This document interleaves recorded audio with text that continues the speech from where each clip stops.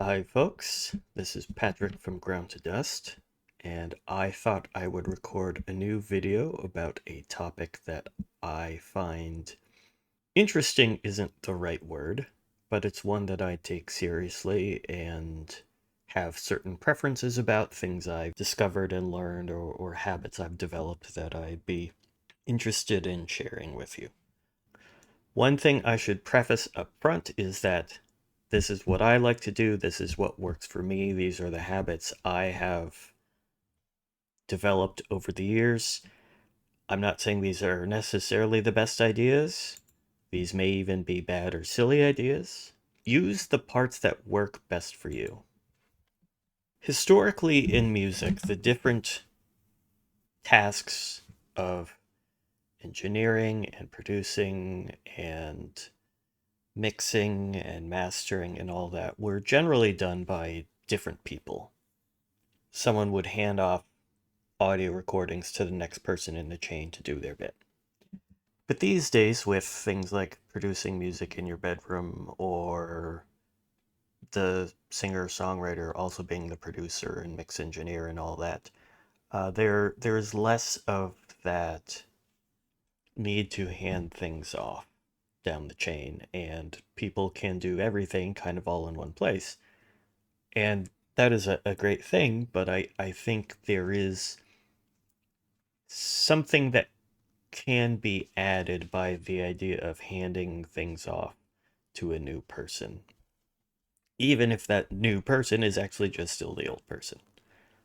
So, one thing I do when I create and then mix and then master is I essentially hand off the recordings to the mix engineer and then the mix to the mastering engineer, um, to create a degree of separation between those processes so that there isn't really any going back and changing things when you're mastering that you want to fix in the mix, or when you're mixing you can't necessarily go back and change things in the recording. And that helps for a few reasons. One, it does create sort of a, not a full fresh set of ears, but something sort of along those lines. But also, you find yourself having to commit to things. Additionally, it is not uncommon for people to ask me to mix and or master their music, and I've run into issues in the past with what people hand over to me for mixing. It becomes clear that they had a mix on their end that they did in their DAW, and rather than zero the board before they spit out audio files, they print audio from their mix as it exists in their mix, and that not only takes choices away from the person doing the mixing, even if it's yourself, but it has gain staging repercussions, because it is always better to cut volume than to boost volume. By boosting volume, you're increasing the noise floor and increasing possibilities of distortion and artifacts and all that. Whereas if you have the signal as loud as you can first and then just pull it back, you are not causing that problem. So to sort of walk you through what I do here, I have here a remix that we just finished that I will now be mixing. So we've got all of our audio channels and our synth channels, and plugins are all active and can be modified and all that. And I'm going to export each of these channels separately to then import into a new mixing environment. What I do is I save a new copy of this to be my bounce copy.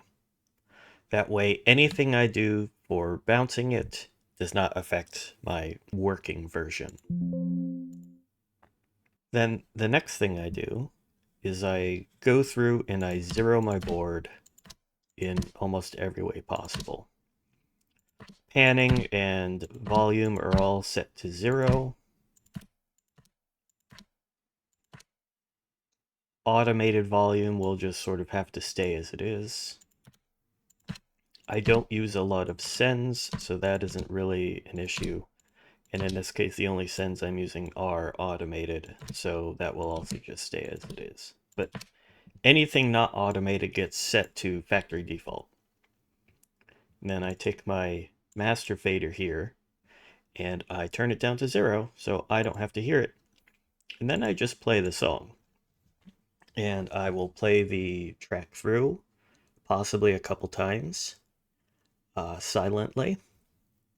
So I can do something else, go make some food, watch some YouTube or whatever, while this runs. And then what I'm doing, either when it's all done or as it goes, I watch the channels and see what their max output is. And if anything outputs over 0 in clips, I turn that channel down just enough that it is no longer clipping. Modern DAWs work in such a way that as long as the information is still in the digital realm, you are not going to unintentionally clip until you export it to audio. So any of these channels can clip, mathematically speaking, under the hood, and it won't actually distort until I sort of export it out to a WAV file, and then it will clip. So that means as I work and mix and write and whatever, here, I can have some way too loud signals that by one means or another are a non-issue as I work or aren't distorting too badly. But if I were to then print them as audio, they would be locked in as distorting, and then I would be stuck with a distorted audio file. I do not want to do that. So I am watching for channels that distort at the level I plan on exporting them and reining them in as needed so that they don't do that. So far, I am not seeing any distorting levels. I'm seeing a few negative 0.3 dB, which means there's a limiter on there. Yep. So that will prevent those from distorting, but okay, here's one. Distorted bubble is clipping at 2.78 decibels over, so I will turn that down about 3 and then reset. This one here, 0.27, so I'll turn that, -1 is fine, reset.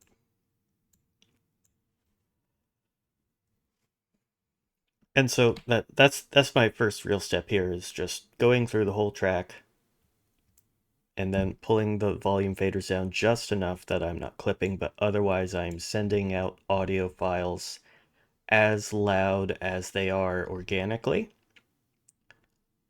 so that when I mix, I'm only bringing things down. Okay, now that I've done that and set all the levels appropriately to export, I set my master fader back to 0. And one by one, I will start exporting individual audio tracks. At this time, anything that hasn't been named, I now have to come up with a name for, which is always fun. I am printing as much of the song that I need to get the entire audio in there, but not more. I will be moving the cutoff point for my export to match whatever the audio information is. And then as I go, I will be muting channels and disabling VSTs to incrementally save on computing power a bit, just to speed things up as I go.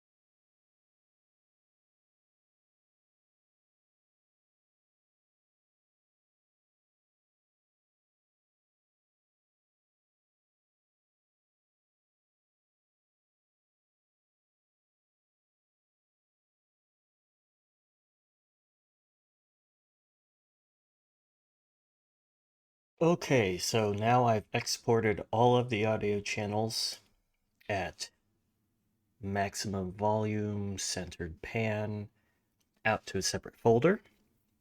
And if I was handing this off to someone else to mix, I would then, put a zip file together of it and send it off to them. That way they have no predefined mix settings that they have to work around or fight against or commit to.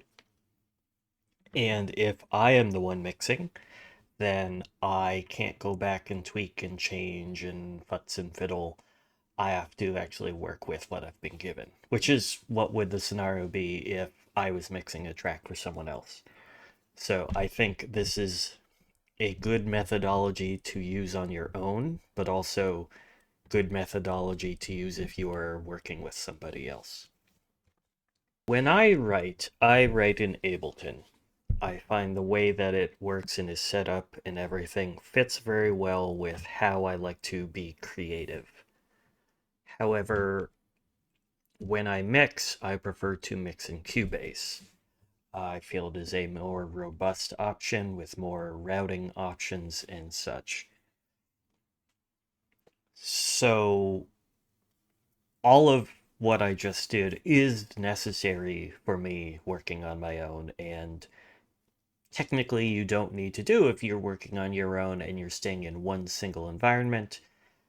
You could leave all your MIDI and plugins and whatever active and just throw your mastering chain on your standard mix chain. Like, you could do everything all at once in one place with no separation. I have to, but I like that I have to because, as I said, it puts barriers in my way that keep me from going back too far and fiddling with things that should be left untouched and trying to fix the master by fixing the arrangement rather than get the arrangement right, then go to mix, go get the mix right, then go to master, and then get the master right. So here we have my sort of default standard mix template. These are stems. They are group channels that I will route individual audio channels to. We've got pads, strings or orchestra, piano, bass, drums, loops, effects, synthesizers, and such, guitar, and vocals. When I import all of the audio that I just exported, it will pull in all those files, and I can just drag in. It will ask me, do I want one track or different tracks? I want different tracks. And here's all of what I just exported as audio channels. Track is at 110 BPM. And of course, first thing you do is save.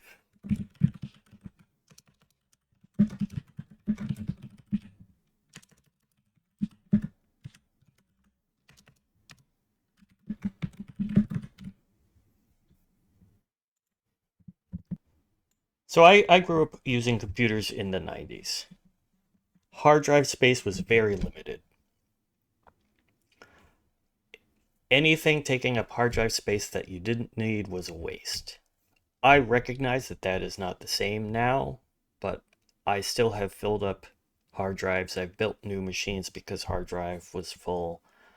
I still have it ingrained to try to save as much hard drive space as possible.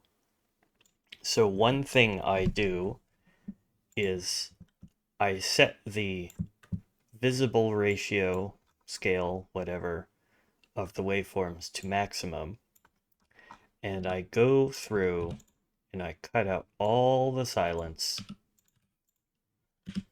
and I print that to new audio.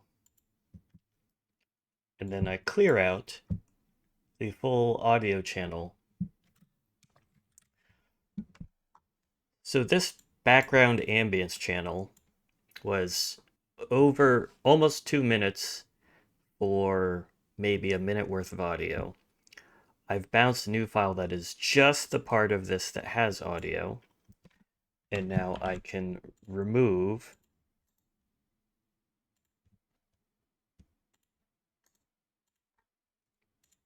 this file and I will erase it. So I am not taking up any hard drive space for recorded silence. Now, if you're saying, hey, I have all the hard drive space I need, that is a lot of work for really something that is just your own trauma. Well, you're right. But additionally, what this does help me do is see at a glance where there is and is not audio in a track, rather than having big chunks of audio blocks in a track that then when you zoom out, it's like, what's going on here? I know if there is an object in the track, that means there is audio playing, and otherwise there's nothing there and I don't need to worry about it. But that's all just me.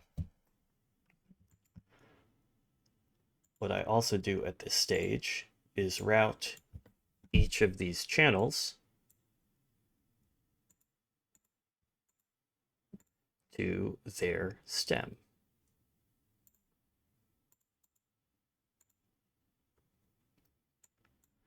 So background ambits is going to go to the pads stem. Bass 1 is going to the bass stem. Bridge Fox to the vocal stem. Crash to the drum stem. Distorted beat I will put on the loop stem. Generally speaking, I save the drum stem for both kit instruments and percussion working as part of a drum kit, etc. And I will save just processed ongoing percussion loops more for the loops stem.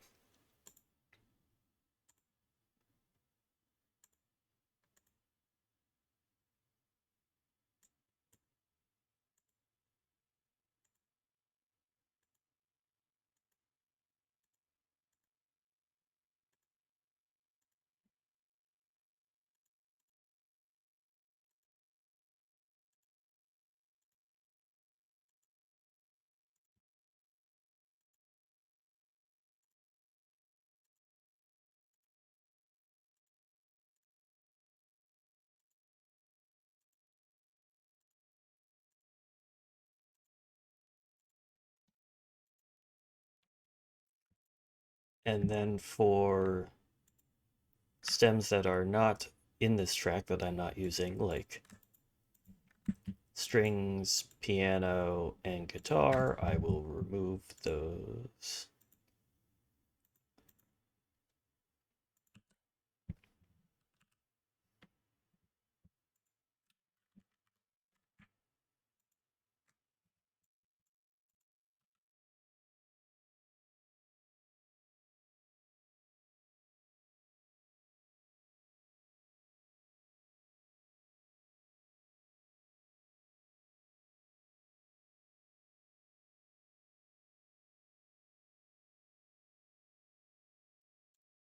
Now I've removed all the dead air and bounced new files that are smaller. I will rearrange them to be in line with the order of tracks that I expect, which matches the order of stems. So pads are first, then bass, then drums, then loops, then effects, then synths, then vocals. You know, of course, do whatever order works for you, but that's just sort of what I've picked and settled on. And so now my track is ready to mix. Each individual track is at full amplitude and volume, center panned. So as a mix engineer, I can change the volume and pan and whatever as much as I want. I'm not having to boost things to get it to sound right in my mix compared to the rough mix that the creator sent me. All of the tracks are going to stems so that if I need to bounce out stems, I can do that easily. things are organized in a way that makes sense to me. Things look visually in a way that makes sense to me. And so that is my general recommendation of, how to not only work on your workflow to get things in the best state for you if you are the one doing the mixing, but to provide things out in a way that is helpful to the mix engineer if you are not the one doing mixing. Yeah, that's all for today. I have 2 remixes I need to mix now. All right, later.